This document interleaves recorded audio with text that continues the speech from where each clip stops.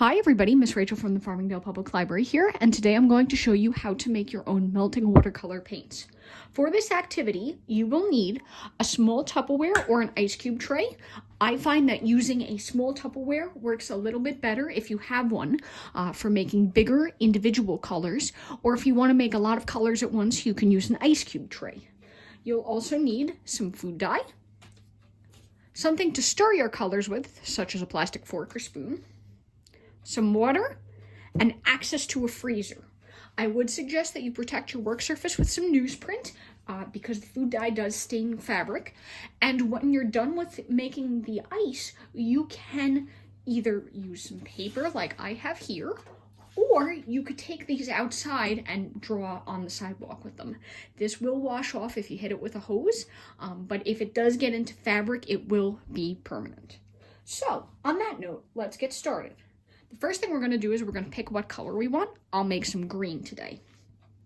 And what I'm going to do is I'm going to add about 5 drops of food coloring into this Tupperware. As you can see, this Tupperware is about the size of the palm of my hand. So I'm going to go 1, 2, 3, 4, 5. Now you want this to have a lot of food dye in it because once it freezes, the dye particles are going to spread out and they don't always spread out evenly. The next thing that we're going to do is we're going to fill this up almost all of the way with some water. I don't want to fill this up entirely and have it overflow, and I also want there to be some room because ice expands as it freezes. Now what we're going to do is we're going to give it a quick stir. Make sure that the color is evenly distributed, again, because ice expands as it freezes, so we don't want all the color to be concentrated at the bottom of the ice cube. Okay. That's nice and stirred. I'm going to take that out, put it on my newsprint.